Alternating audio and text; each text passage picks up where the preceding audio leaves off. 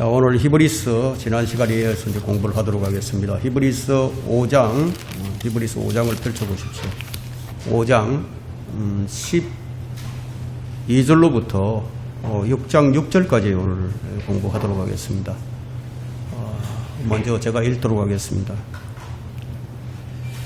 그러므로 우리가 그때로 보면 너희가 마땅히 선생들이 되었어야 할 터인데 이제 다시 하나님의 말씀의 기초 원리들이 무엇인지를 누군가가 너에게 가르쳐 주어야 하니 음식이 젖이 필요한 사람들이지 단단한 음식을 필요로 하는 사람들은 되지 못하는도다. 젖을 사용하는 자는 누구나 의의 말씀에 능숙하지 못하나니 이는 그가 악이기 때문이요 단단한 음식은 장성한 사람들의 것이니 그들은 그 말씀을 사용함으로 감각들을 단련하여 선악을 분별하는 사람들이라.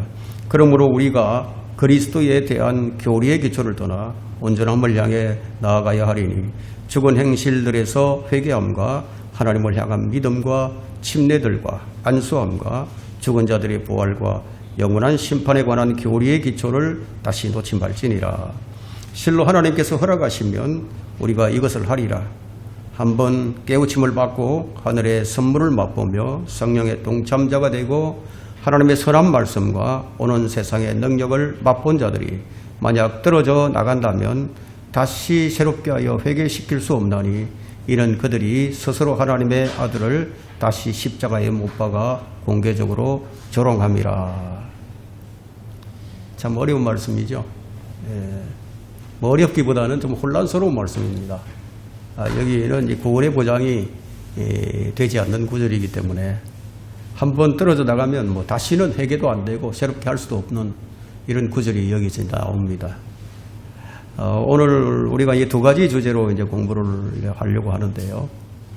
5장 12절부터 14절까지는 성장이 멈춘 사람들이 나오죠. 성장이 멈춰버린 사람들. 그러니까 성장이 멈춰버린 사람들의 문제점. 그리고 둘째는 이제 환란 시대의 구원의 성격이 어떤 것인가, 이 부분에 대해서 우리가 좀 살펴보도록 하겠습니다. 다시 한번 12절부터 13절을 읽어보겠습니다. 그때로 보면 너희가 마땅히 선생들이 되었어야 할 터인데 이제 다시 하나님의 말씀의 기초 원리들이 무엇인지를 누군가가 너에게 가르쳐 주어야 하니 젖이 필요한 사람들이지 단단한 음식을 필요로 하는 사람들은 되지 못하는도다. 젖을 사용하는 자는 누구나 의의 말씀에 능숙하지 못하나니 이는 그가 악이기 때문이요. 악이기 때문이요. 오늘날 그리스도인들의 문제가 무엇인지를 여기서 적시하고 있습니다. 우리 그리스도인들의 문제가 무엇입니까? 이 성장이 멈춰버렸죠. 성장을 하지 못합니다. 배우지 않아서 그런 것일까요? 꼭 그렇지만은 않습니다. 항상 뭔가를 배우고 있는데 아는 게 없어요. 그래서 디모데후서 3장 7절에는 항상 배우나 결코 진리 지식에 이를 수 없느니라, 이런 말씀을 하고 있죠. 항상 배우는데 진리 지식에 이를 수가 없다. 여러분, 이 말씀을 또 배우는 일은 뭐 잘하는 일이죠. 우리는 말씀을 배워야 합니다. 하지만 문제는 배우기만 할 뿐 그 말씀대로 살지 않는 것이 이제 문제가 되겠죠. 그래서 항상 배우는데 진리 지식에 이르지 못하고 있는 상태. 바울은 이것을 지금 여기서 꼬집어서 얘기하는 거예요. 이건 어떻게 보면 뭐 저주와 같은 말씀인데, 뭐 항상 배운다는 것은 무엇을 의미하죠? 항상 배운다는 것은 매일 성경을 읽는다는 거죠. 매일 성경을 공부하고 주일날 또 뭐 우리처럼 이렇게 모여서 공부도 하고, 그러면서도 항상 배우는데 불의를 행한단 말이에요. 항상 배우는데. 자, 이런 사람들은 어떤 사람들인가 하면 불의 가운데서 진리를 붙잡으려고 하는 사람들과 같아요. 불의 가운데서 진리를 붙잡으려고 하는 사람들이 로마서 1장에 나오죠. 그런 사람들이 있다는 겁니다. 그런데 그런 사람들의 모양을 보면은 경건의 모양은 그럴듯해요. 참 잘 갖춰져 있습니다. 근데 경건의 능력이 없어요. 이런 자들을 향해서 너희가 항상 배우나 결코 진리 지식에 이룰 수 없느니라, 이런 말씀을 하는 겁니다. 배워도 또 지식으로 채워졌는데도 그 배운 대로 살지 않는 것, 오늘 여기 이 히브리서 5장 12절부터 14절에 나오는 이 말씀을 보게 되면은 무슨 말인가 하면, 야, 너희들이 이제 밥을 먹을 때가 됐는데 왜 아직도 이유식만 하고 있느냐, 이런 얘기가 되겠죠. 그죠? 여러분, 아이가 성장하지 않고 그냥 계속 이유식만 하고 있다면 한번 생각을 해보세요. 그 어쩌자고 자꾸만 아직도 젖을 먹고 있느냐, 그 좀 다음 단계로 넘어가야 되지 않겠느냐, 뭐 이런 얘기가 되겠습니다. 그 어떤 교회는 이제 맨날 구원 타령만 하는 교회가 있어요. 구원에만 머물러 있는 거죠. 근데 그런 사람들에게는 이 기초 원리가 무엇인지를 또 다시 가르쳐 줘야 됩니다. 왜 또 가르쳐 줘야 되느냐? 여러분, 서당계 3년이면 풍어를 넘는다는 얘기가 있죠. 아니, 뭐 믿은 지가 얼마나 오래됐는데 아직도 하나님의 기초 원리가 뭔지도 모르느냐? 참으로 이 부끄러운 상태에 있는 사람들을 향해서 지금 히브리스 이 기자는 날카로운 지적과 책망을 하는 겁니다. 여러분, 우리가 이제 성경을 배우는 목적이 무엇입니까? 뭐 우리만 알기를 위해, 우리만 그 지식을 갖기 위해서인가요? 그렇지는 않죠. 마태복음 28장 19절에 우리 주님께서 제자들에게 하신 말씀이 있습니다. 그러므로 너희는 가서 모든 민족을 가르치고 아버지와 아들과 성령의 이름으로 침례를 주며 내가 너희에게 명령한 모든 것을 가르쳐 지키게 하라. 가르쳐 지키게 하라고 얘기를 했죠. 우리 말씀을 배우는 목적이 무엇입니까? 가르치기 위한 목적이 있는 거예요. 아무런 목적도 없이 배우니까 그냥 어린아이로 있는 거죠. 그 내가 그 말씀을, 진리의 말씀을 배워서 내가 좀 가르쳐야 되겠다, 그런 목적을 가지고 배우는 것과 뭐 아무런 목적도 없이 배우는 것, 이건 숙련도에 있어서 엄청난 차이가 날 수밖에 없어요. 여러분, 우리가 배우는 것도, 가르치는 것도, 배우는 것도 가르치는 어떤 목적이 있어야 되지 않겠습니까? 근데 목적이 있으면 배우는 태도가 달라집니다. 내가 성경을 공부해서 누군가가 내게 그 어떤 질문을 해온다. 그럴 때 내가 그들에게 잘 제대로 좀 가르쳐 줘야 되겠다. 그런 목적을 가지고 우리를 공부를 해야 하는 겁니다. 그래서 베드로는 항상 너희 마음속에 말씀을 준비하고 있으라고 얘기를 합니다. 누군가가 갑자기 물어볼지 모르니까. 그 베드로전서 3장 15절을 보면, 그러나 너희 마음속에 주 하나님을 거룩하게 여기며 너희 안에 있는 소망에 관한 이유를 묻는 모든 사람에게 답변할 것을 온유와 두려움으로 항상 예비하고, 이런 말씀이 기록되어 있어요. 우리 마음속에 이 말씀을 예비하고 있어야 된다 이거예요. 누가 언제 어떻게 물어볼지 몰라요. 가족이 되었든 아니면 친구가 되었든 누군가 물어오겠죠. 그럼 그때 그들에게 가르칠 수 있는, 그런 가르치고자 하는 그런 목적으로 우리가 배워야 한다 이거예요. 너희가 마땅히 선생들이 되어서야 할 때, 선생은 가르치는 자잖아요. 우리가 가르칠 수 있는 경지에 이르러야 한다는 겁니다. 14절이 그걸 얘기하죠. 어떤 사람이 가르치느냐? 장성한 사람들이 가르칠 수 있다. 14절에 보면 단단한 음식은 장성한 사람들의 것이니 그들은 그 말씀을 사용함으로 감각들을 단련하여 선악을 분별하는 자들이라.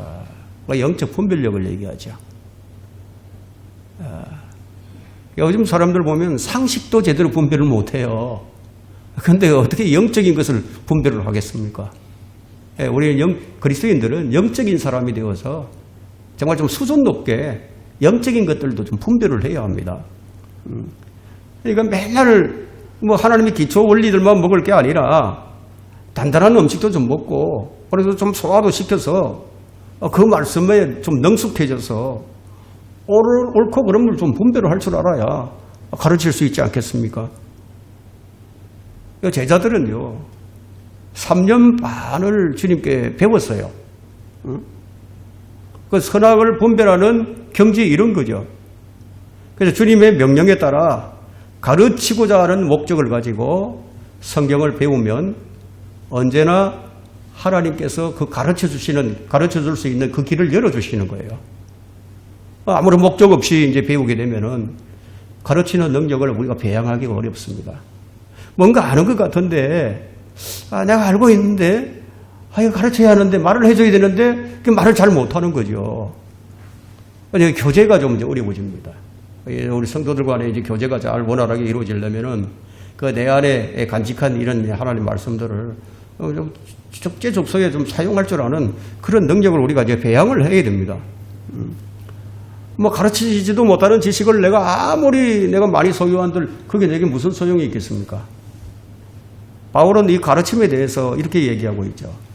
골로새서 3장 16절에 기록된 말씀인데 그리스도의 말씀이 모든 지혜로 너희 안에 풍성히 거하게 하되 이런 말씀을 하고 있습니다. 그리스도의 말씀이 모든 지혜, 그러니까 이 말씀이 우리 안에 채워지면 그것을 얘기할 수 있고 가르칠 수 있는 어떤 지혜가 있어야 된다는 거죠. 이거 좀 풍성히 거하게 하라. 그래서 시와 찬송과 영적인 노래로 서로 가르치고 권면하며 너희 마음속에서 은혜로 주께 노래하고 서로 가르치라고 말하고 있죠. 그렇게 하려면 그리스도의 말씀이 모든 지혜로서 우리 마음속에 풍성하게 거할 수 있게 하라는 그런 의미입니다. 그런데 히브리서 기자가 여기서 지금 말하고자 하는 핵심이 뭐냐면은 바로 이런 말씀이에요. 너희가 언제까지 젖만 먹을 거냐? 언제까지 너희가 젖만 먹고 있을 거냐? 이게 통탄하는 말이죠. 그 말씀을 누군가에게 우리가 가르치려고 한다면은 그때부터 내가 좀 부족하구나. 내가 이렇게 가르쳐야 되는데 내가 부족함이 있구나. 이게 이제 보이기 시작을 하죠. 그럼 자기의 부족함이 보이기 시작하니까 더 배우게 되는 거예요. 알아야 가르치니까.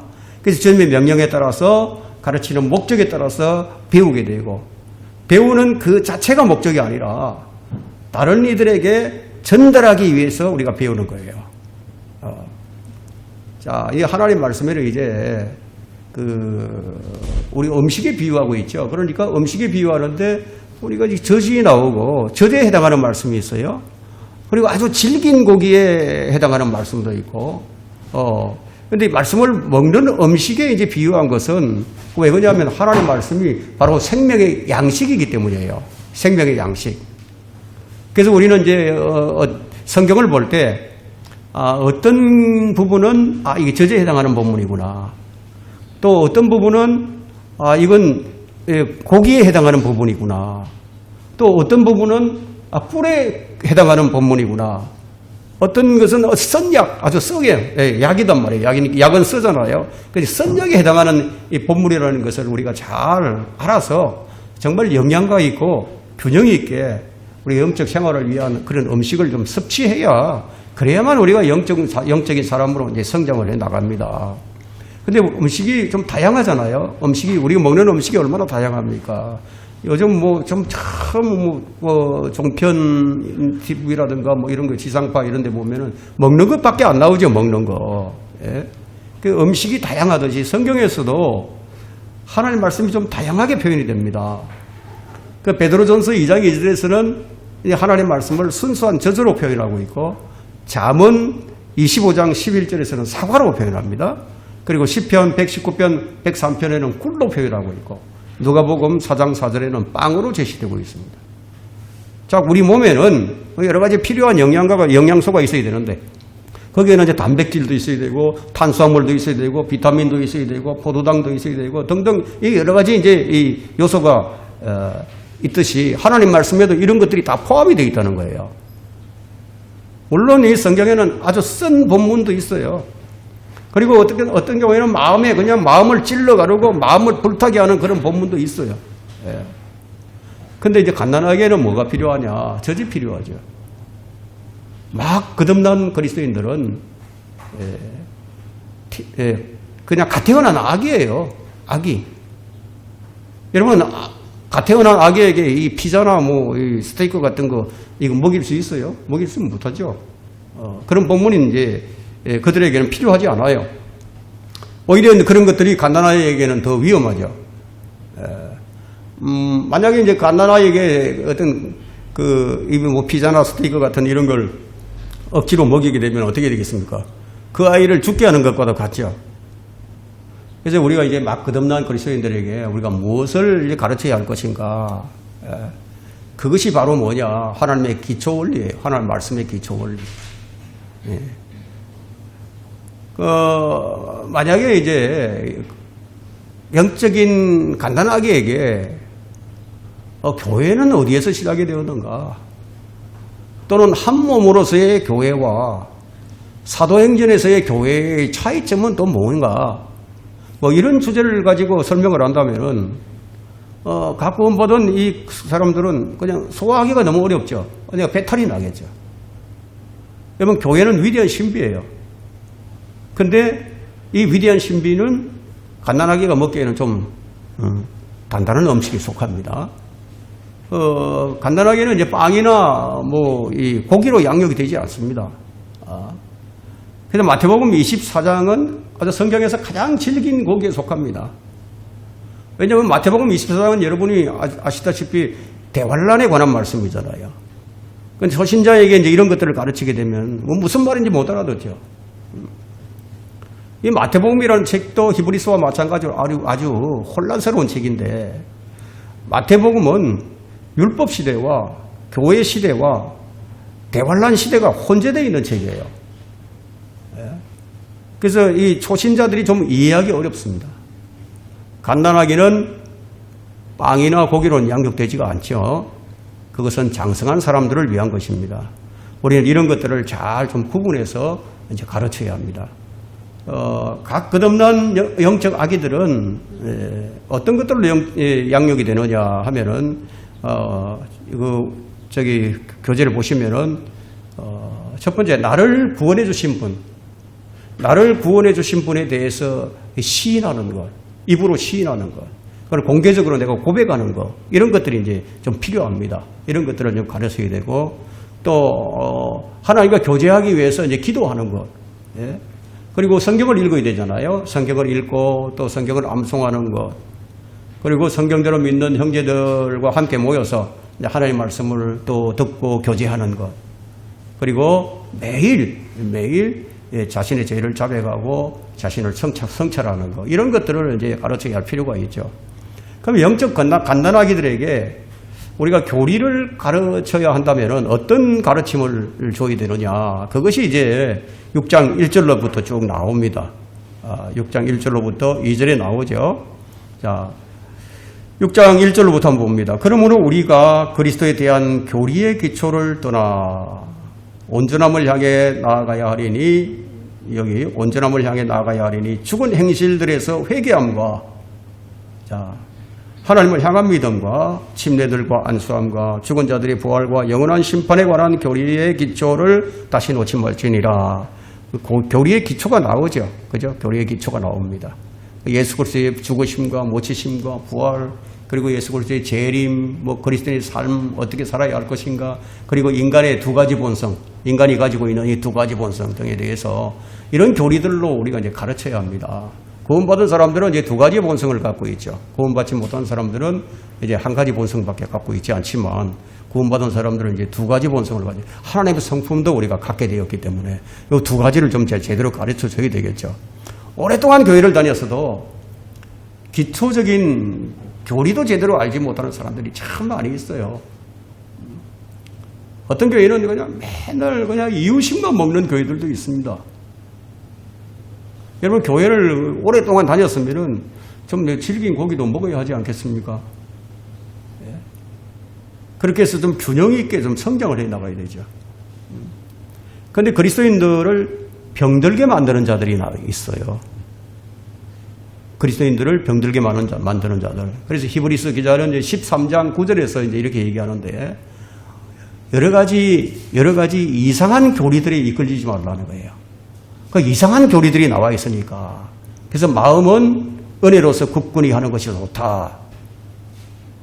지금 이 시대만큼 이상한 교리들이 많이 나와 있는 시대가 없었어요. 지금 너무 많은 이상한 교리들이 나와 있죠. 그런 것들이 어떤 것들이라면 성경에서 확정되거나 입증할 수 없는 것들이에요. 그런 것들을 추론을 해서 마치 성경이 그렇게 말하고 있는 것처럼 교리화시키는 것은 매우 위험합니다. 그들을 가리켜서 교조주의라고 얘기를 하는데, 자, 우리는 이제 어떤 이상한 교리에 머물러 있어서는 안 돼요. 이상한 교리들이란 예를 들면 이런 거예요. 타락한 천사들이 어떻게 피를 얻었는가 하는 문제이죠. 여러분, 타락한 천사들이 어떻게 피를 얻었을까요? 성경에 나와 있습니까? 이런 문제에 우리가 머물러 있을 수는 안 된다 이거예요. 멜기세덱이 누구인가?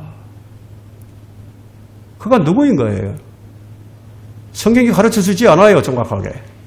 그럼 그런 교리에 어떤 추론을 해서 누구다, 멜기세덱은 누구다, 이렇게 교리화시켜서 그곳에 머물러 있어서는 안 된다는 거예요. 여러분, 성경에는 단단한 음식들이 참 많이 있습니다. 자, 예를 들면 다니엘서에는 수렴소가 나와요. 수렴소가 나오는데, 그럼 이 수렴소가 우리가 살고 있는 21세기의 그리스와 어떤 관계가 있는가? 이게 참 단단한 음식이죠. 질긴 고기예요.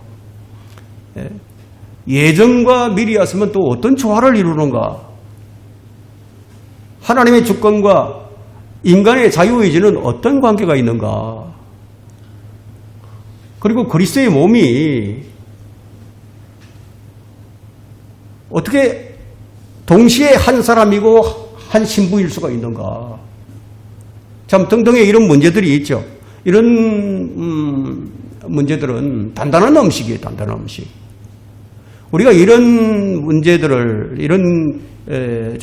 교리적으로 좀 알아야 하지만, 근데 이런 것들은 우리가 거기서 머물러서 처신해야 할 그런 문제들이 아닙니다.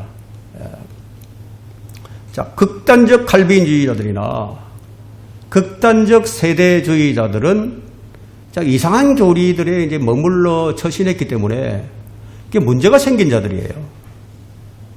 바로 이런 자들이 하는 짓이 무엇이냐 하면은, 자, 갓난아기를 죽이는 거예요. 자, 우리는 그들이 맛볼 수 없는 지금 단단한 음식을 우리가 먹고 있는 겁니다. 여러분은 그만한 수준에 이르렀기 때문이에요.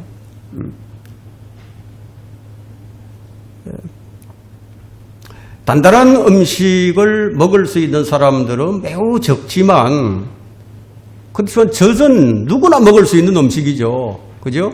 우리 장성한 사람들도 젖은 먹어요. 우유를 먹죠.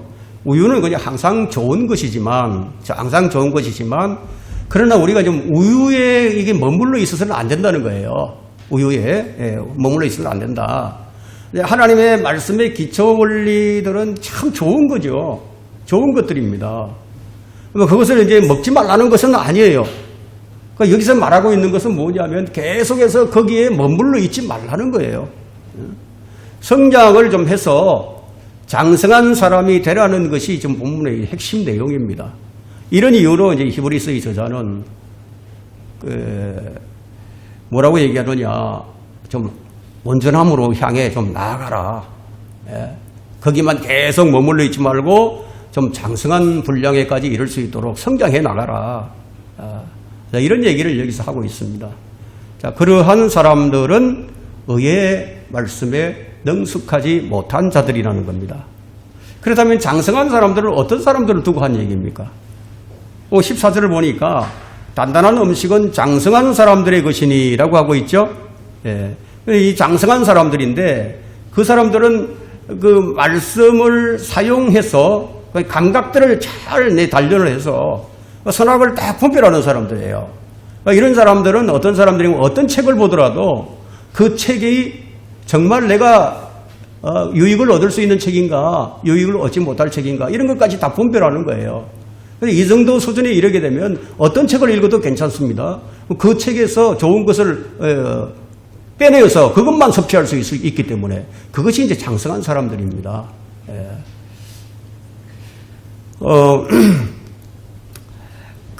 이제 감각을 단련한다는 것은 감각을 단련한다. 이것은요, 하나님의 말씀을 우리가 사용을 함으로써 단련을 받는 거예요. 훈련 없이 훌륭한 군사가 될 수는 없죠. 이제 훈련을 우리가 좀 받아야 됩니다. 아무리 많은 사람이 시비를 해도 이 말씀은 여전히 진리예요. 영적인 사람들은 이 말씀을 사용해서 분별을 할 줄 아는 사람이다, 선악을. 영적인 사람이 되어야만 여러 가지 이상한 교리에 안 끌려요. 얼마나 많은 사람들이 이상한 교리에 끌려 넘어갑니까? 성경은 우리에게 모든 것을 시험해보고 선한 것을 붙잡으라고 우리에게 충고를 하고 있습니다. 그러니까 예를 들면 이런 거죠. 교회를 선택할 때, 성경을 선택할 때. 자, 교회를 선택할 때 먼저 그 교회에 우리가 상식적으로도 그 교회에 복음 전도지가 있는가 없는가, 그리고 그 교회에서 그리스도에 대한 교리의 기초를 정확하게 제대로 가르치고 있는가, 이런 것들로 우리가 시험해 볼 수가 있죠. 그리고 성경을 선택할 때도 마찬가지입니다. 상식적으로 이해를 하면 됩니다. 자, 여러분, 그 하늘과 땅은 없어져도 내가 한 말은 결코 없어지지 않는다는 우리 주님께서 하신 말씀이 마태복음 24장 35절에 기록이 되어 있죠. 그죠? 이 말씀으로 시험해 보면 돼요. 그럼 내가 가지고 있는 성경에 빠진 구절이 있는가 없는가, 빠진 구절이 없이 다 들어있는가, 우리 상식적으로 이렇게 분별해 보면 되는 거죠. 자, 우리가 이제 6장 1절로부터 6절까지 좀 넘어가서 좀 교리적인 부분으로 좀 들어가 보도록 하겠습니다. 6장 1절부터, 히브리서 6장 1절부터 6절까지 다시 한번 읽겠습니다. 그러므로 우리가 그리스도에 대한 교리의 기초를 떠나 온전함을 향해 나아가야 하리니 죽은 행실들에서 회개함과 하나님을 향한 믿음과 침례들과 안수함과 죽은 자들의 부활과 영원한 심판에 관한 교리의 기초를 다시 놓지 말지니라. 실로 하나님께서 허락하시면 우리가 이것을 하리라. 한번 깨우침을 받고 하늘의 선물을 맛보며 성령의 동참자가 되고 하나님의 선한 말씀과 오는 세상의 능력을 맛본 자들이 만약 떨어져 나간다면 다시 새롭게 하여 회개시킬 수 없나니 이는 그들이 스스로 하나님의 아들을 다시 십자가에 못 박아 공개적으로 조롱함이라. 지금 방금 읽었던 이 본문을 우리가 아무리 영적으로 적용하려고 해도 교리적으로 정확한 해석을 하지 않고서는 이 본문이 가르치고 있는 이 의미를 우리가 올바로 이제 알 수가 없게 됩니다. 많은 설교자가 이 부분을 대하게 되면 그냥 적당하게 얼무부리고 넘어가죠. 왜냐하면 이 내용은 너무너무 질긴 고기에 해당하는 본문이기 때문에 이걸 먹을 수가 없기 때문에 그냥 넘어가는 겁니다. 자, 6장에서 이제 환란 시대의 구원의 성격이 이 5가지로 조건 지어지는 것을 우리가 발견할 수 있는데, 첫 번째 보면 6장 1절이죠. 본문에서 다루어지는 사람은 젖먹이의 상태에서 떠나라는 명령을 받아요. 교리의 기초에서 떠나 온전함으로 나아가야 하리라. 이게 그죠? 어떤 사람입니까? 이미 이제 기초를 놓은 사람들에게 얘기하는 거죠. 기초를 이미 놓았던 사람인데 그 사람에게 다시는 다른 기초를 놓지 말라고 얘기합니다. 교리의 기초를 다시 놓지 말지니라. 그런데 이 사람들은 이 일을 해 나갈 수도 있고 해 나가지도 않을 수도 있어요. 자기가 선택하는 거죠. 자기 의지가 있으니까. 근데 실로 하나님께서 허락하시면 우리가 이것을 하리라. 실로 하나님께서 허락하시면. 자, 하나님께서는 이미 이런 것들을 허락하셨어요. 허락하셨기 때문에 우리가 마음만 먹고 하고자 하면 할 수 있는 겁니다. 그냥 만약 그가 나가지 않는다면 그에게는 어떤 불가능한 일이 생기게 되는데, 그것이 뭐냐? 6절에 보니까 다시 새롭게 하여 회개시킬 수 없나니. 새롭게 안 된다는 겁니다. 그럼 이 시대에 우리가 주님께 자백하고 죄를 자백하고 회개하면은 우리가 다시 용서를 받죠. 새롭게 될 수 있죠. 그런데 이게 새롭게 안 된다는 겁니다. 자, 바로 그때 그는 새롭게 하여 회개시킬 수도 없고 오히려 버림을 당할 것이다. 그것이 8절에 나옵니다. 자, 만일 가시와 은근키를 내면 버림을 당하고 저주함에 가까워서 그 마지막은 불사름이 되기 때문이라. 자, 이 사람들이 어떤 사람들이냐? 특정한 위치에, 특별한 위치에 있는 사람들이라는 사실을 우리는 이미 이제 5장에서 지금까지 우리가 쭉 배워왔습니다. 많은 사람이 히브리서를 이 교회 시대에 적용시키려고 애를 쓰고 있지만 대부분 이제 6장에 오게 되면 이 6장 이 본문에서 그냥 걸려 넘어져 버립니다. 본문의 이 내용은 구원의 영원한 보장을 말하는 바울 서신과는 정면으로 대치를 하니까. 여러분, 알미니안주의자들은 보통 이제 감리교, 성결교 사람들을 이제 알미니안주의자라고 얘기하는데, 그들은 이 본문을 그들의 교리를 뒷받침해주는 구절로 삼아서 구원받은 그리스도인들도 구원을 잃어버릴 수가 있다고 주장을 합니다. 그리고 칼빈주의자들은 이제 장로교인데, 칼빈주의자들과 또 대부분의 근본주의자들, 침례교는 바울 서신과 대치되는 이런 모순들을 해결하기 위해서 이 구절을 억지로 그냥 영적으로 해석을 합니다. 그래서 우리가 좀 잘못된 그런 해석을 좀 살펴본다면은, 로마 가톨릭과 감리교도와 오순절 거인들과 또 감독교회들, 캠벨주의자들, 또 안식교도는 이 본문을 가지고 구원받은 사람이 구원을 잃어버릴 수 있다고 가르칩니다. 구원의 영원한 보장이 없는 거죠. 그들의 주장은 이 본문에서 언급되는 사람은 분명히 구원받은 사람이 맞지만, 그러나 끝까지 견디지 못할 때는 은혜로부터 떨어져 나가는 것이라고 주장을 합니다. 특히 이 로마 가톨릭은 로마 가톨릭 교회에서 떠나는 사람은 은혜로부터 떨어져 나간 것이라고 가르칩니다. 이와 같은 받은 구원을 잃어버릴 수 있기 때문에 모든 그리스도인은 죽을 때까지 아무도 자신이 구원을 받았는지 알 수 없다는 거죠. 그래서 알미니안주의자들을 만나게 되면 구원받았습니까? 하면 죽어봐야 알죠. 이런 얘기가 나오는 겁니다. 그들은 이제 여기 본문과는 또 다르게 다른 주장을 합니다. 구원을 잃어버린 사람들이 다시 구원을 얻을 수 있다고, 다시 회복할 수 있다고 이런 주장을 한단 말이죠. 그렇다면 여기 본문 6절에 나오는 말씀과는 완전히 모순이 되죠.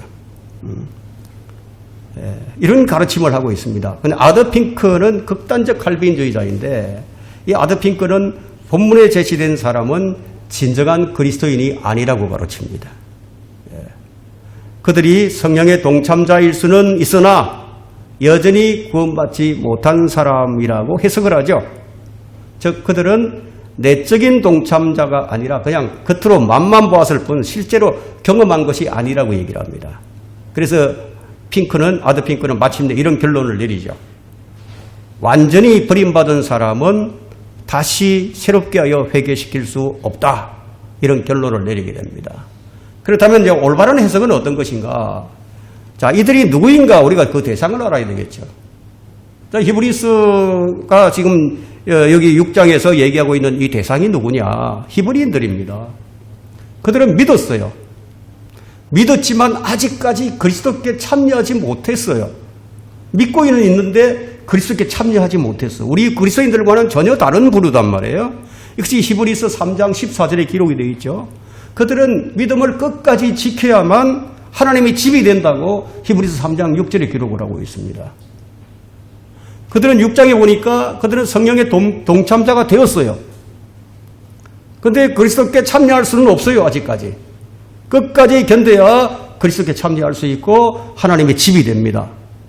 근데 그들은 오는 세상의 능력마저도 맛을 본 사람들인데, 그럼 여기서 오는 세상의 능력은 무엇을 얘기하느냐 하면 사도들이 행하는 표적들이에요. 이적과 기적들 이런 것들을 다 보고 맛을 봤어요.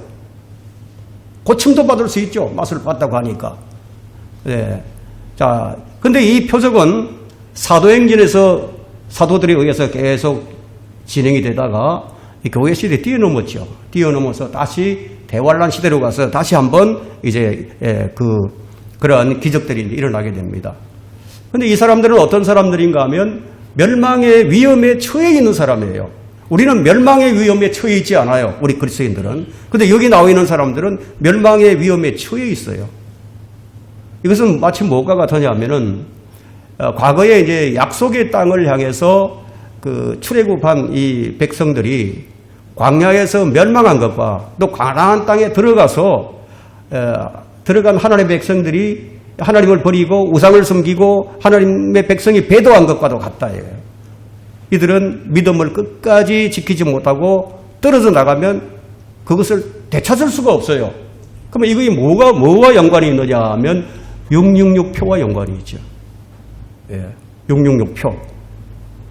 여러분 대환란에 들어가서 666표를 받게 되면은 그때 어떻게 되겠습니까? 그들은 회개가 안 돼요. 용서가 안 된단 말이에요. 그래서 재림 때 불타는 심판에 참여할 수밖에 없게 되는 거죠. 바로 이런 사람들을 두고 여기 기록을 하고 있는 겁니다. 우리가 이런 부분들을 정말 교리적으로 잘 나누어야 올바른 해석이 주어지는 것이지, 이런 것들을 교리적으로 해석하지 않고 그 영적으로 해석을 하게 되면 해석이 안 되는 겁니다. 자, 이것은 이제 히브리서 10장 26절부터 31절에 이제 하나님의 백성들이 받는 심판과 같은 그런 이제 마찬가지 심판과 같은 심판인데, 좀 이 부분에 대해서는 좀 더 구체적으로 설명을 하기 위해서는 다음 시간에 좀 계속해야 될 것 같습니다. 오늘 여기까지 하도록 하겠습니다.